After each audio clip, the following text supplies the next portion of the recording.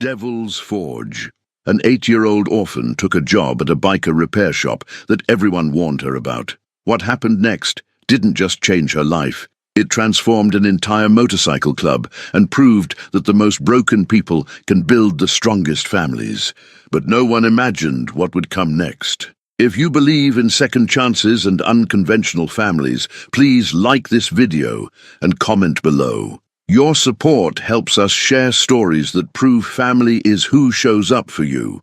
Lily Mae Thompson was 8 years old and knew 3 things for certain. Adults lie, promises break, and nobody keeps kids like her. In her 8 years, she'd been through 7 foster homes, each one promising forever before sending her back within months. Too quiet, too difficult, too damaged. She'd heard all the excuses. Now she lived at Sunshine Valley Children's Home in Phoenix, Arizona, a facility that housed 42 kids. It was crowded, underfunded, and staffed by overworked social workers. Lily had learned to be invisible here. Invisible meant safe. Mrs. Patterson, the home's director, called Lily into her office on a Tuesday morning. Lily went reluctantly, assuming she was in trouble. "Lily, sit down," Mrs. Patterson said, her voice kind but tired. "I want to talk to you about an opportunity. You know we have a community partnership program. Local businesses offer work opportunities to our older children. You'd earn a small allowance, learn skills." "I'm 8, Lily said flatly. "That's not old enough for work." "Usually no, but we've had a special request. A local business specifically asked for a younger child to help with light tasks, sweeping, organizing, simple things." Lily's radar pinged. Adults who specifically requested children were suspicious. "What kind of business?" "A motorcycle repair shop, Devil's Forge. The owner is Marcus Caldwell. He's a member of the Nomads Motorcycle Club." Lily had seen motorcycles around Phoenix, loud, intimidating, ridden by men covered in leather and tattoos. The other kids said bikers were dangerous. "You want me to work for a biker gang?" "It's not a gang, it's a club. Mr. Caldwell has been vetted and background checked. 3 afternoons a week after school. You'd earn $20 a week. $20 a week. $80 a month. Lily could buy books, new shoes. She could save money. What if I say no? Then we find another child. But Lily, you're smart and capable. This could be good for you." "Fine, I'll try it." The next afternoon, Lily sat in a van driven by Todd, one of Sunshine Valley's drivers. They drove through Phoenix's industrial district to Devil's Forge, a large garage with bay doors and a hand-painted sign featuring flames and a motorcycle. 6 bikes were parked outside. Men in leather vests moved around the garage, working on motorcycles. "This is it," Todd said. "You sure about this, kid? These biker dudes look rough." "I'm sure," Lily said, though she wasn't. She grabbed her backpack and climbed out. As she approached the garage, several men looked up. They were intimidating, big, tattooed, wearing leather vests with patches that said, "Nomads MC." One had a beard down to his chest, another had scars across his face, a third had a prosthetic arm. "You must be Lily," a voice said. An older man approached, maybe 50, with grey in his hair and beard, arms covered in faded tattoos. His eyes were kind. "I'm Marcus. People call me Wrench. You're right on time." Lily nodded, not trusting her voice. "Come on, I'll show you around." Wrench gestured for her to follow. "Boys, this is Lily. She's going to be helping out. Lily, these are my brothers, Bear, Snake, Doc, Razor." The men nodded. Bear gave a small wave. Snake smiled. Doc said, "Welcome aboard, kid." Razor just watched her cautiously. "Your job is simple," Wrench explained. "We work on bikes all day, which means this place gets messy. Your job is to help keep it organized. Sweep the floors, put tools back, keep the workspace clean. Think you can handle that?" "Yes, sir," Lily said quietly. "Just Wrench is fine. We're not big on formality." He showed her where the broom was, where tools belonged. "Work at your own pace. If you need help, ask. If anyone makes you uncomfortable, tell me immediately. Got it?" "Got it."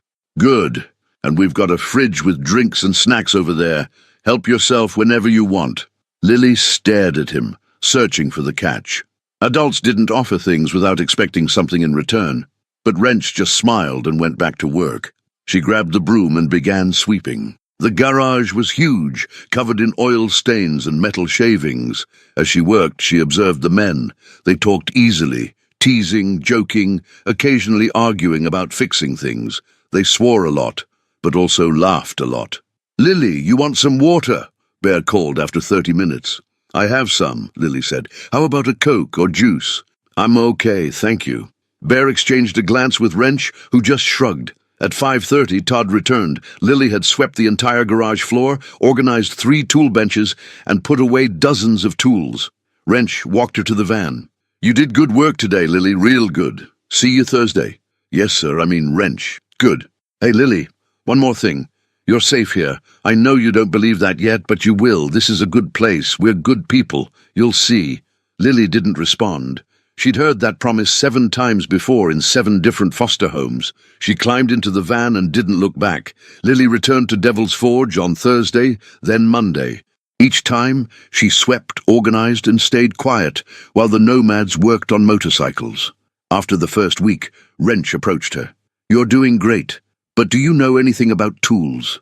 Like what they're called?" Lily shook her head. "Want to learn?" She hesitated, then nodded. For the next hour, Wrench taught her. This is a socket wrench. This is a torque wrench. This is a hex key. Lily absorbed the information like a sponge. By the end, she could identify 20 different tools.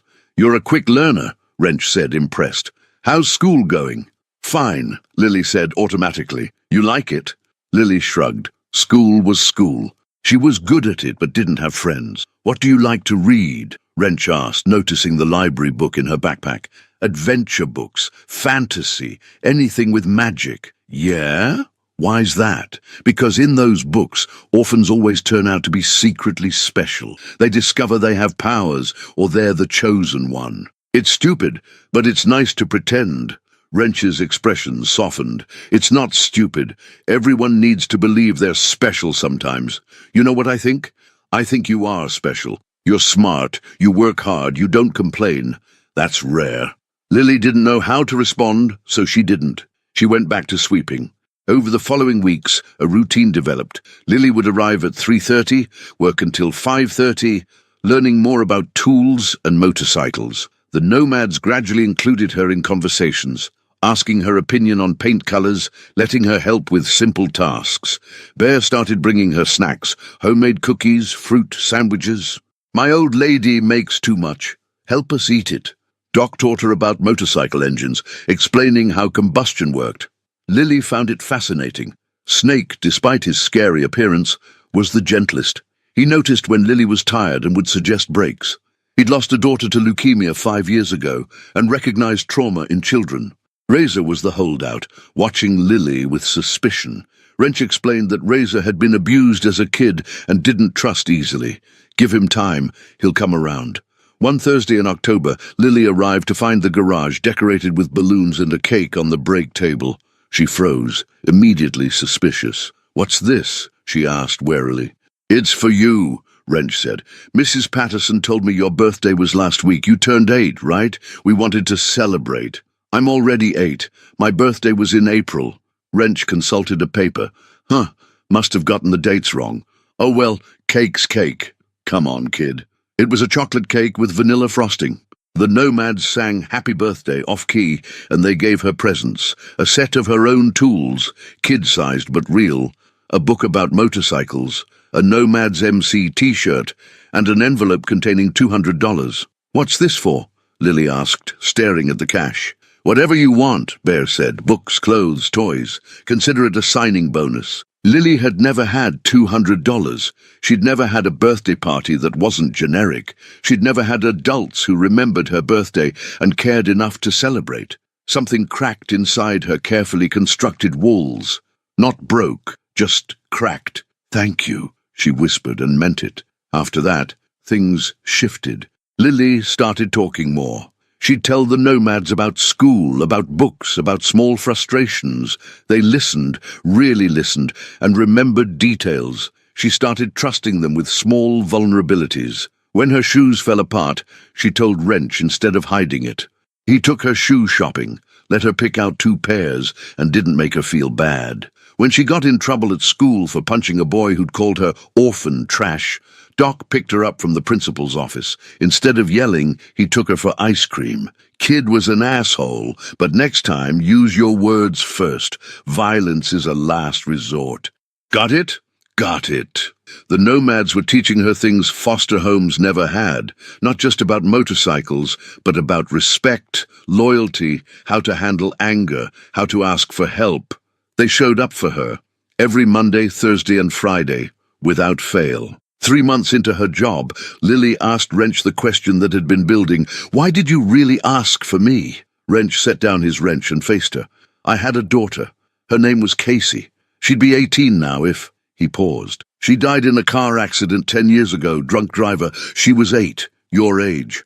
After she died, I fell apart. Drinking, fighting, nearly destroyed myself and this club. My brothers pulled me back, gave me purpose. He looked at Lily directly. When Mrs. Patterson called asking if we'd take a kid, I almost said no. But then she mentioned you. 8 years old, 7 failed foster homes, trouble connecting, and something clicked. I thought maybe I can't save Casey, but maybe I can help this kid. Maybe that's my redemption. Lily nodded slowly. You're using me to feel better about losing your daughter. No, Wrench said firmly.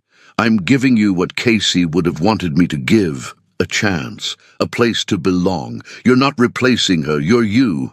And you matter because of who you are. Lily absorbed this. What about the others? Why do they care? We've all lost something. Bear's kids won't talk to him after his divorce. Snake lost his daughter to cancer. Doc lost his arm in Afghanistan and his marriage after. Razor was abused as a kid and spent time in foster care himself. We're broken people.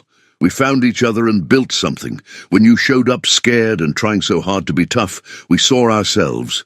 We saw a chance to do for you what someone should have done for us. Show up. Care. Not give up. Lily felt tears threaten.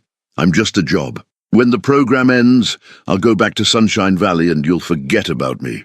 Is that what you think? Wrench looked genuinely hurt. Lily, you stopped being just a job about 2 days after you started. You're part of this now. You're one of us. And we don't forget family. I'm not your family, Lily said, but her voice wavered. Not yet, Wrench agreed. But you will be. If you want to be, that's up to you. The holidays approached. Lily had spent every holiday in institutions or temporary foster homes, watching other people celebrate while she remained an outsider. This year was different. The nomads invited her to Thanksgiving at Bear's house. His wife Maria cooked enough for an army. 12 nomads members showed up with their families. Lily sat at the kids' table, surrounded by Bear's grandchildren and other club members' kids. They included her in conversations, taught her card games. She belonged here. After dinner, Lily found Wrench on the back porch. Why did you tell people I'm your kid? Because you are. Maybe not legally yet, but you are. Yet? Wrench turned to face her. The work program ends in January. After that, you go back to Sunshine Valley full-time. But I've been talking with my lawyer and Mrs. Patterson. I want to apply to be your foster parent. Officially. You'd live with me in my house as part of my family. What do you think? Lily's world tilted. You want to foster me? Why? 7 families couldn't handle me. 7 families didn't deserve you, Wrench corrected. And you're not damaged. You're hurt. There's a difference. Hurt heals with the right care. I want to give you that care. I want to be your dad. Would you want that? Lily couldn't speak. She nodded, tears finally falling. Wrench pulled her into a hug, the first real hug she'd had in years. Then we'll make it happen. It'll take time. Paperwork, home studies, interviews. But I'm not going anywhere. Neither are you. The process took months. Social workers visited Wrench's house. They interviewed him extensively about his past, his finances, his support system. They interviewed the other nomads. They interviewed Lily about what she wanted. Do you feel safe with Mr. Caldwell? The social worker asked. Yes. Do you want to live with him? Yes. Why? Because he shows up. Because he doesn't lie. Because he teaches me things and doesn't get mad when I make mistakes. Because when I'm with him and the nomads, I'm not just a case file. I'm Lily, and that matters. In March, 5 months after Lily first walked into Devil's Forge, the judge approved Wrench as her foster parent. It would be a trial period, 6 months with regular check-ins. But unless something went wrong, Lily had a home. Wrench picked her up from Sunshine Valley on a Saturday morning, her belongings fitting in 2 cardboard boxes. Mrs. Patterson hugged her goodbye. "You got lucky, Lily. These are good people. Don't mess it up." "I won't," Lily promised. Wrench's house was small but comfortable. He'd converted his daughter's old room into Lily's room. Fresh paint, new furniture, shelves for books, posters on the walls. "We can change anything you don't like." "It's perfect," Lily said, and meant it. That first night, Wrench made spaghetti, the only thing he knew how to cook. They ate at the kitchen table, and it felt surreal. "Rules," Wrench said after dinner. 1, school comes first. 2, honesty always. If you mess up, tell me. 3, you're allowed to have feelings. Mad, sad, scared, whatever. 4, the garage is still your space. The nomads are still your uncles. 5, this is your home, not temporary, not conditional. Your home, got it? Got it. Good. Now your birthday is actually in April, right? What do you want to do for it? For the first time in her 8 years, Lily had someone asking what she wanted. "Can we have a party at the garage? With the nomads?" "Absolutely. Best idea ever." Over the following months, Lily adjusted to living with Wrench. It wasn't always easy. She had nightmares, moments of testing boundaries, panic attacks when things seemed too good. But Wrench was patient. He didn't yell when she acted out. He didn't give up when she pushed away. He just showed up every day, steady and present. The nomads became her family. Bear taught her to cook. Doc helped with homework. Snake took her to the library. Razor, who'd finally warmed up, taught her chess. They attended her school events and made sure she knew she was loved. 6 months into the foster placement, the social worker did her final evaluation. "This is one of the most successful placements I've seen. Lily's thriving. I'm recommending we move forward with adoption proceedings." "I'm interested," Wrench said immediately. The adoption was finalized on Lily's 9th birthday, April 15th, a year and a day after she'd first walked into Devil's Forge. The judge signed the papers, making her legally Lily Mae Caldwell, daughter of Marcus Caldwell. The party at the garage was massive. 50 club members showed up. There was barbecue, cake, music, and presents. Lily wore her Nomads t-shirt proudly. "Speech!" someone yelled. Lily climbed onto a workbench. "A year ago, I thought I'd be in the system forever, but then I got sent to work here, and everything changed. You didn't see a broken foster kid. You saw me. You taught me that family isn't about blood. It's about who shows up, who cares, who doesn't give up. Thank you for being my family. I'm never going to forget this." The garage erupted in cheers. Wrench hugged his daughter, and for the first time since Casey died, his heart felt whole. Lily Mae Caldwell had finally found her forever family. And the nomads had found their redemption, proof that broken people could heal each other, that love came in unexpected forms, and that sometimes the most unlikely families were the strongest ones. Life, as Lily Mae Caldwell, took adjustment.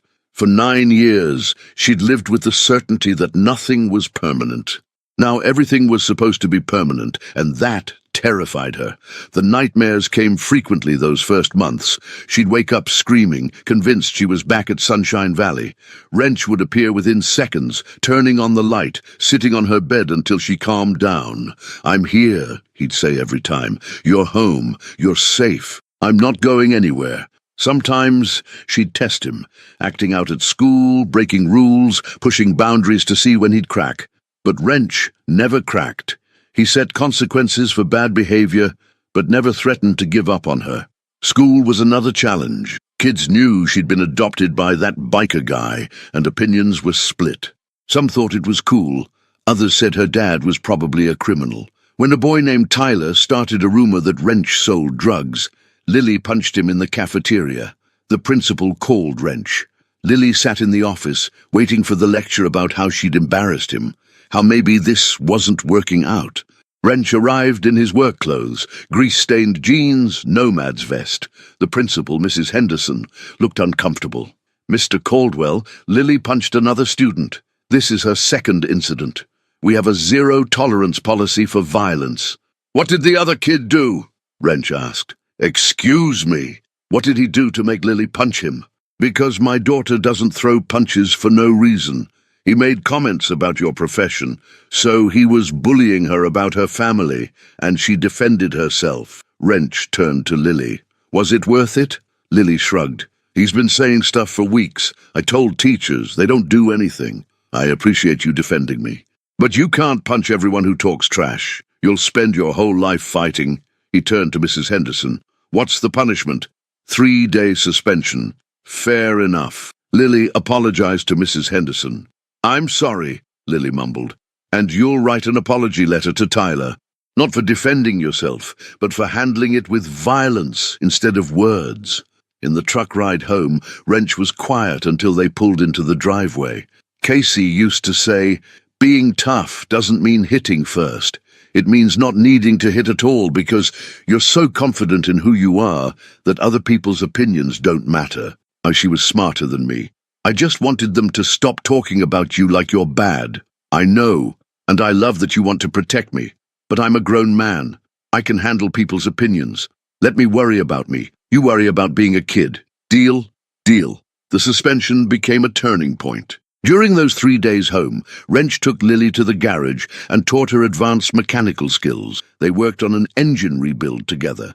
You're a natural at this, Wrench said as Lily successfully reassembled a carburetor. You could be a mechanic someday if you wanted, or an engineer, or whatever you want. Point is, you're smart and capable. Don't waste that on punching idiots. When Lily returned to school, Tyler approached nervously.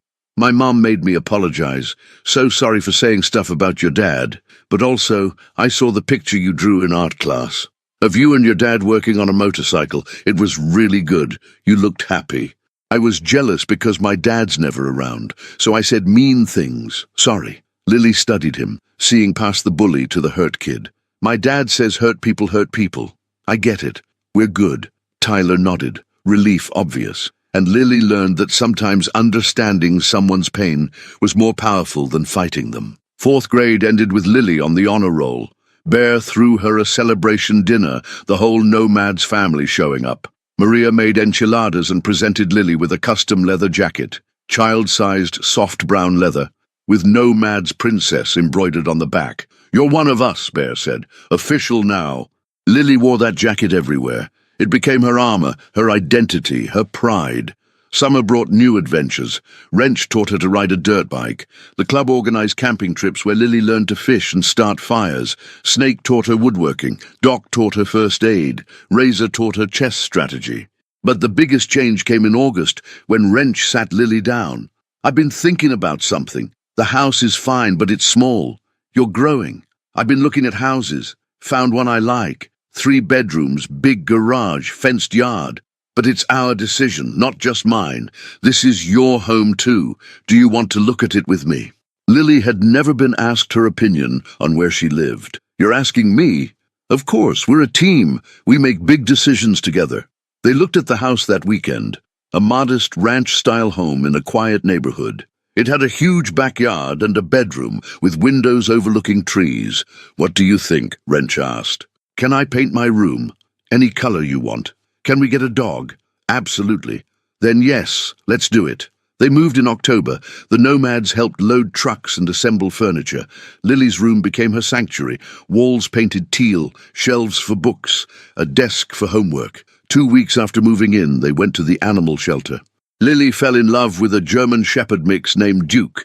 He was big, goofy, and protective. He's the one, Lily declared. Duke came home that day, immediately attaching himself to Lily. He slept in her room and walked with her to the bus stop. He was her constant companion. 5th grade brought new challenges. Lily was excelling academically but struggling socially. She was different from other kids. She had a biker dad. She worked at a motorcycle shop. She wore a leather jacket with club patches. You've got friends at the garage, Wrench said. That's enough. But I want friends at school too, normal friends. Then find them. But don't change who you are to fit in. Real friends accept you as you are. In November, a new girl arrived, Emma Rodriguez. She'd just moved from California, knew nobody, and looked uncomfortable. When some boys teased Emma about her accent during lunch, Lily intervened. Leave her alone. Why, you gonna punch us like you did Tyler?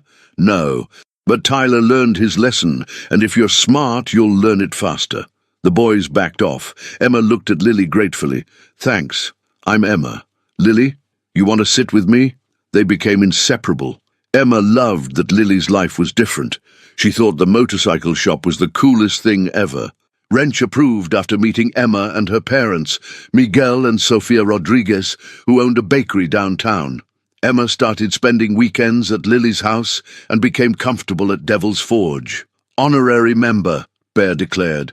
Having Emma changed everything. She finally had someone at school who understood her, defended her, celebrated her differences. They were both outsiders and built their own world together, but happiness attracted attention. In January, a social worker appeared at Devil's Forge unannounced. Miss Thornton conducting random home checks on adoptive placements. Ms. Thornton looked at Devil's Forge with obvious distaste. Wrench, covered in grease and wearing his vest, must have confirmed every stereotype. Mr. Caldwell, I'm here for a home inspection. Where's Lily? At school, where she should be at 2 p.m. on a Tuesday. I need to see your home and interview Lily. You're welcome to do that. But you'll make an appointment first. You can't just show up and demand access. I have the legal right, and I have the legal right to refuse unscheduled inspections. Call my lawyer, schedule a time, and we'll accommodate you. Miss Thornton's face flushed. I've read your file. Criminal record, motorcycle club affiliation. I'm here to ensure Lily's welfare. My record is minor charges from 30 years ago. My club is legal, but sure, come do your inspection. You'll find a happy, healthy, thriving kid. The inspection happened 3 days later. Ms. Thornton walked through their home with a clipboard. She interviewed Lily at length. I love my dad, Lily said firmly. I love my home, I love my life, and I don't appreciate you trying to find problems where there aren't any. Ms. Thornton interviewed Lily's teachers, who raved about her progress. She interviewed Emma's parents, who spoke highly of Wrench. She even interviewed several Nomads members. 2 weeks later, Mrs. Thornton filed her report. Lily Caldwell is thriving in her adoptive home. Marcus Caldwell has provided a stable, loving environment. This placement is successful and should continue without further interference. Wrench framed the report and hung it in the garage. Proof that you can't judge people by their patches. The incident strengthened Lily's sense of belonging. She was loved, she was wanted, she was home. Middle school loomed in the fall, 6th grade at Roosevelt Middle. Lily was nervous but excited. Emma would be there, and they'd coordinated schedules. Summer before 6th grade, Wrench expanded Lily's responsibilities at Devil's Forge. She wasn't just sweeping anymore. She was helping with actual repairs, working alongside Nomads members on customer bikes. You're good with people, Wrench observed, after Lily charmed a difficult customer. Better than me. I'm too blunt. You've got people skills. I learned from watching you, Lily said. You're honest, you don't oversell. You care more about doing the job right than making money. People respect that. When did you get so wise? I've always been wise, you just started listening. Wrench laughed, pulling her into a side hug. Yeah, you're right. For her 11th birthday in April, the Nomads threw a massive party at the new house. 50 people showed up, club members, their families, Emma and her family, Lily's teachers, even Mrs. Patterson from Sunshine Valley. Bear presented Lily with a custom motorcycle helmet, pink and black with flames, for when you're old enough to ride, which won't be for several years. I'm getting ideas, Lily grinned. Doc gave her a leather-bound journal. For writing down your story. You've got a hell of a story, kid. Snake gave her a hand-carved wooden box with her name engraved. For keeping your treasures. Razor gave her a chess set made of motorcycle parts. So you remember strategy, patience, and always protect your family.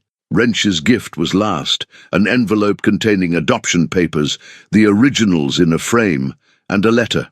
Read it later, when you're alone. That night, Lily opened the letter in her room.